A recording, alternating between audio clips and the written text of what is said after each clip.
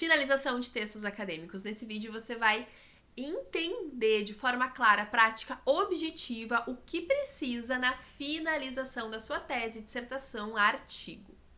Bem, é muito comum a gente entender muito bem o que precisa ali na discussão, que é um dos grandes termômetros desses textos, né? Onde a gente vê ali o quanto teve de dedicação no processo como um todo. Não é incomum que até a parte que a gente apresenta como um projeto, o trabalho tem um nível de qualidade e a discussão, por questões de prazos e tudo mais, acabe mostrando ali um pouquinho desse apressar do final.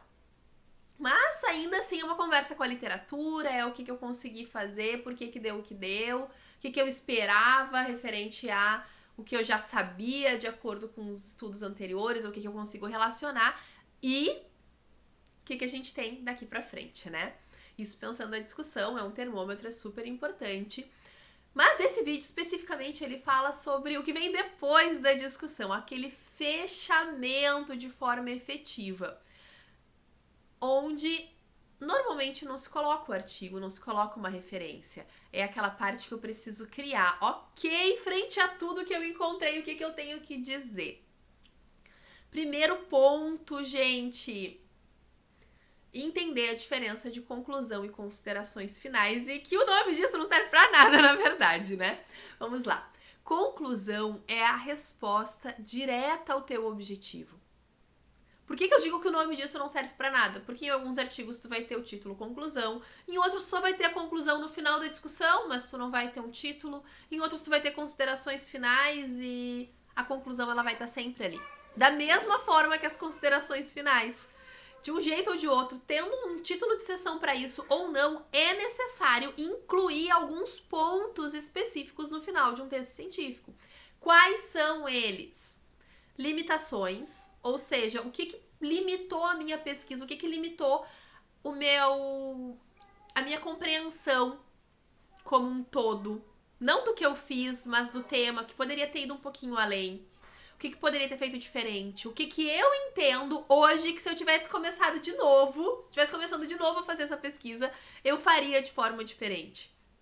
O que o ambiente me limitou, a situação, o período socioeconômico, cultural, de crise sanitária, de que forma isso atrapalhou o meu estudo. É uma limitação. Eu descrevo essa limitação. Depois da limitação, regra implícita aqui, aquelas que não estão escritas lá nas normas de nenhum PPG, em nenhum guia para autores de revista. Depois da limitação, vende teu peixe.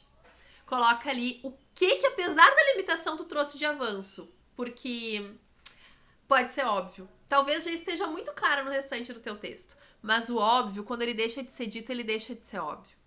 Então, coloca ali. Para caso aquele leitor meio desavisado esteja lendo sem muita atenção, ele saia sem dúvida alguma do avanço que o teu estudo está apresentando.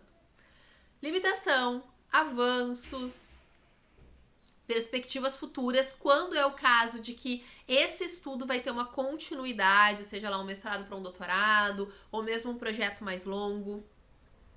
Sugestões de estudos futuros. Então, ok, frente a tudo isso que eu entendi, eu vou sugerir novos estudos com outras comparações, em outros contextos, com outro público, com outro tipo de análise. O que eu entendo que agregaria no conhecimento? Porque o objetivo que eu estou respondendo com a minha conclusão, ele veio como uma ação frente a uma pergunta, ao problema de pesquisa.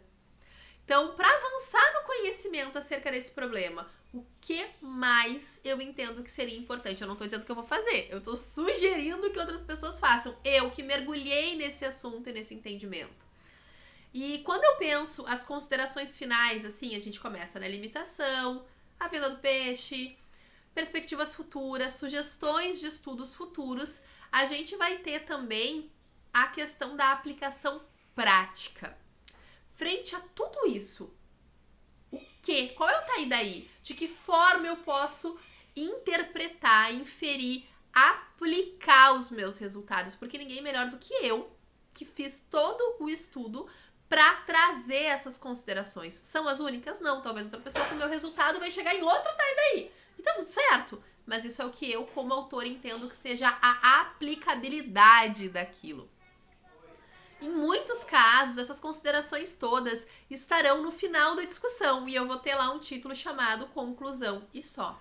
Em alguns casos, como eu já expliquei anteriormente, eu vou ter considerações finais e vou ter ali a conclusão e todas essas questões ali bem claras. Em outros, eu não vou ter nenhum nem outro e vou só fechar a minha discussão com as considerações e, por último, a conclusão. Gente, conclusão é uma frase única que responde diretamente ao objetivo geral. Só, não inventem coisas. Ai, Kátia, mas eu tenho vários objetivos específicos. Bem, daí na questão das considerações finais, tu pode descrever um pouquinho melhor o que tu encontrou em cada um deles, até como uma forma de retomar e embasar a tua conclusão, né? Essa resposta ao teu objetivo geral. Qual é o ponto que eu quero destacar aqui como quase o mais importante, dá pra se dizer, nesse vídeo? Não existe certo ou errado. Existe adequação. O que é adequação? Adequação é quando eu entendo o meio. É quando eu entendo que o mesmo tema, talvez no mesmo PPG, talvez a mesma pesquisa desenvolvida com um olhar diferente, por um pesquisador diferente, publicado numa revista diferente, vai ter uma forma de apresentar única. Eu não tô dizendo que eu vou mudar os resultados, eu não tô dizendo que eu vou mudar as minhas referências, mas que a forma como eu comunico aquilo que foi feito passa a ser diferente, ou deve ser diferente, se eu quero uma maior chance de aceite, se eu quero comunicar de forma clara com o meu orientador, com o meu avaliador, com o revisor da revista que vai avaliar meu artigo. E nesse sentido, a gente pode sempre e deve olhar para o que já foi publicado de forma similar ao que a gente está fazendo. Então, em alguns casos, eu vou ter, além, né, dessas variações pequenas de nome de seção, sem o nome de seção, eu vou ter alguns lugares onde o início das minhas considerações finais retoma o objetivo. É cultural. E se a gente fizer isso, torna mais familiar para quem está lendo, porque aquilo parece certo, o certo a ser feito. Entender a adequação faz com que eu faça as escolhas, não só relacionadas à finalização do meu texto, mas também sobre isso. E consiga direcionar a minha escrita da melhor maneira possível para quem estará avaliando aquela tese, aquela dissertação, aquele artigo. Então, sempre leva isso em consideração. Se possível, seleciona um modelo para poder tirar uma dúvida ali, ver como as coisas costumam ser feitas naquele espaço ou por aquela pessoa, para que tu possas entendendo agora, né, o que é a conclusão, o que são as considerações finais, ver a melhor maneira de apresentá-las. Eu sou a doutora Catiane Souza, mentora de escrita acadêmica. Para quem não tem tempo a perder, trabalho com adequação como um dos pilares das minhas mentorias. Os outros dois, a quem interessar, é autonomia, que vem desse lugar de que quanto mais pronto a gente entrega o texto, melhor vai ser o direcionamento que esse orientador vai conseguir nos entregar em questões técnicas e metodológicas. E por último, a alta produtividade, porque mesmo quem não tem prazo apertado tem aí muitas outras tarefas na vida e certamente não tem tempo a perder com retrabalhos, com voltar e escrever novamente aquilo que já foi escrito ou ler 1000 vezes um artigo antes de conseguir citá-lo.